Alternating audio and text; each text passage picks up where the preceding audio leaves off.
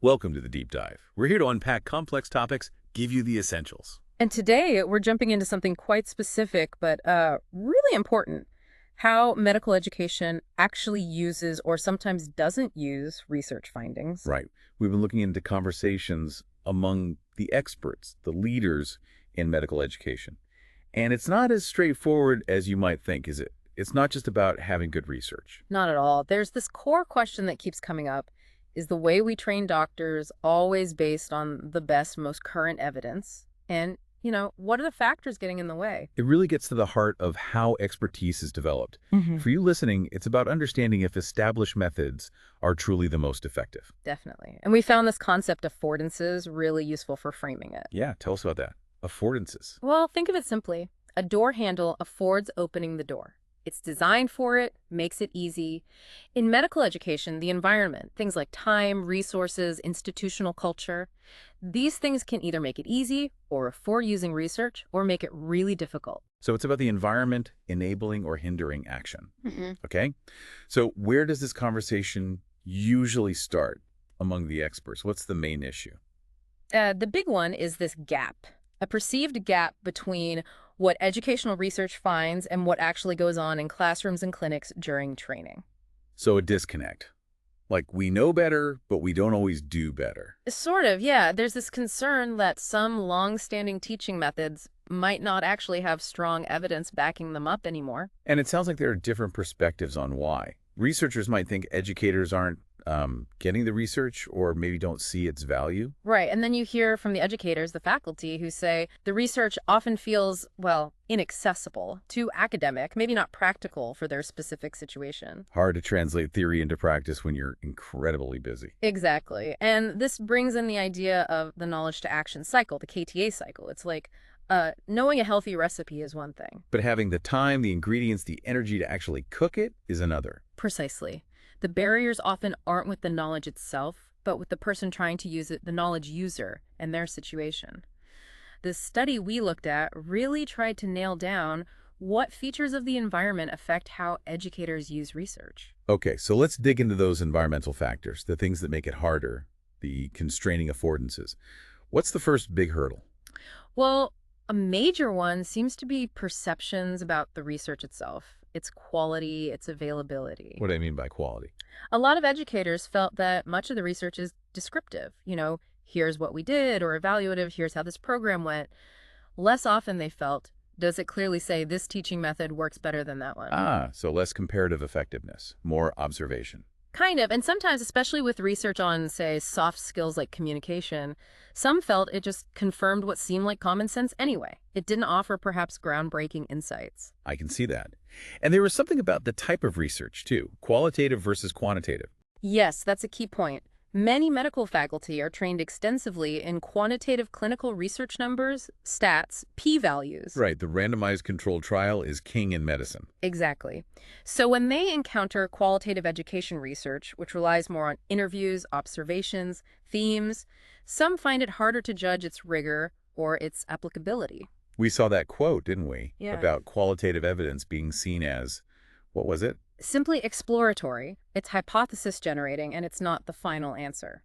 That really captures a kind of epistemological tension, a difference in how evidence is viewed. So if you're trained to look for the final answer in numbers, narratives might feel less definitive. Plus, sometimes there just isn't research in a very specific niche area they teach in. True, availability is definitely an issue in some specialized fields. Okay, so issues with the evidence itself.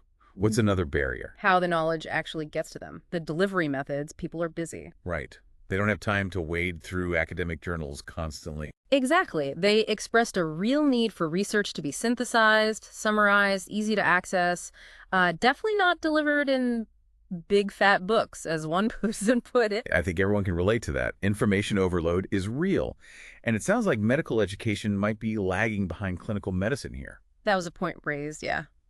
In clinical practice, you often have things like annual reviews summarizing the latest treatment effectiveness. They felt there wasn't quite the equivalent systematic updating for teaching methods in medical education literature. Okay, so evidence quality, availability, and delivery. What about the people themselves, the educators? Ah, yes. Work and role overload.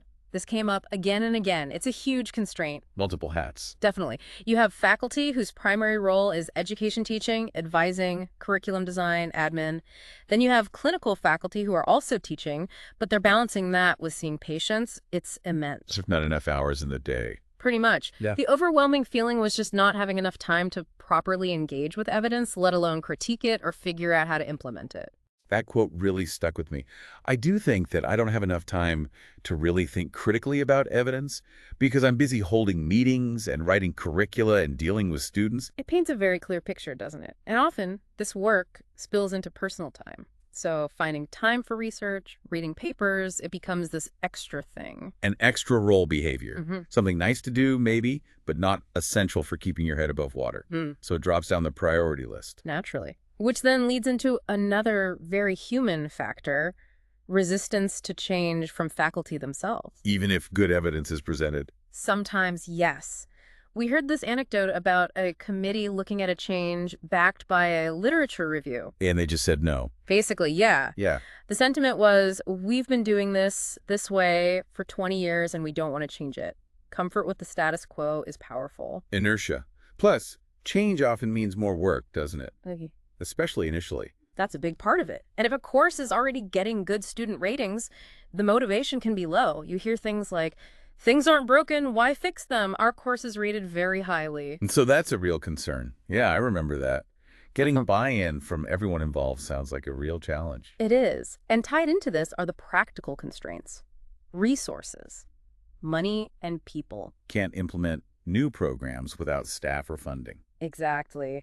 People talked about the difficulty finding faculty or staff to help run new initiatives, the frustration of trying to get things off the ground without adequate support or funds for, say, new learning equipment or software. And interestingly, it's not just faculty who might resist change.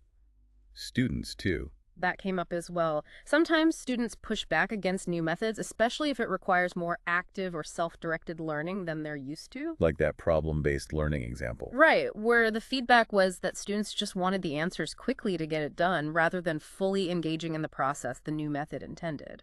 Wow, okay. So quite a few constraints there.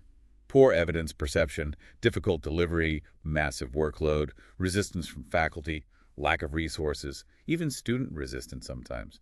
It sounds tough. It highlights the complexity.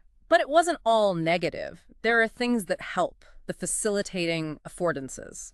Good. Let's talk about those. What makes it easier to use research? Faculty development programs were seen as really important. Workshops, training sessions? Yes, things like that. They can provide direction, point people towards emerging research, and crucially, help educators develop the skills to understand and participate in the discourse, to keep up and participate in conversations, as one person said. So building capacity and confidence to engage with the research world. Makes sense. What else? Peer recommendations, just colleagues sharing things they found useful. Ah, the informal network. Sometimes more powerful than the official channels.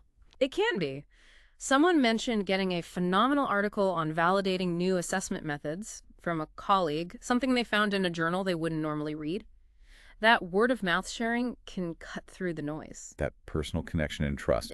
And another facilitator was actually doing the research. Yes, local involvement in knowledge creation. Educators who are also conducting their own medical education research seem much more likely to use those findings or related findings in their practice. Because they're deeply invested in it. Like the example of using their own research to develop curriculum. Exactly. It closes the loop, in a way. They see the direct relevance because they help generate the knowledge. Okay, so we have these forces pushing and pulling the constraints and the facilitators. What's the big picture takeaway from all this? I think the main thing is just how significantly these environmental factors, the affordances, shape whether evidence actually gets used. It's often less about the evidence itself and more about the context the educator is working in. It really shifts the focus, doesn't it? From just produce better research to create better environments for using research. Precisely. And it has implications across that whole knowledge to action cycle, from how research questions are chosen, right through to how implementation is supported. So thinking about solutions, what does this suggest? Well, Clearly, there's a need for research that is designed to be relevant and answer educators' practical questions. And acknowledging the different types of evidence, quantitative, qualitative, and how to value both is important. And making it accessible, like those summaries and guidelines people wanted. Absolutely. Synthesizing knowledge is key. But also, institutional support is crucial. Tackling that workload issue, providing dedicated time resources, that helps counter resistance too. And faculty development plays a role as maybe knowledge brokers. Yes, that's a great way to put it. Helping bridge that gap between the researchers and the practitioners on the ground. Plus, fostering those peer networks, communities of practice when knowledge is shared organically. You mentioned integrated knowledge translation earlier, too. That sounds promising. It does. The idea is getting researchers and educators collaborating right from the start of a project. So the research is co-produced, making it inherently more relevant and usable. So, lots of potential avenues for improvement. More relevant research designs, better synthesis, institutional support, faculty development, peer networks, integrated KT. Yeah, and future research could look at which of these strategies actually work best, maybe using broader surveys to get a wider view. Okay, so wrapping this up. This deep dive shows that using research in medical education is, well, complicated. It's not automatic.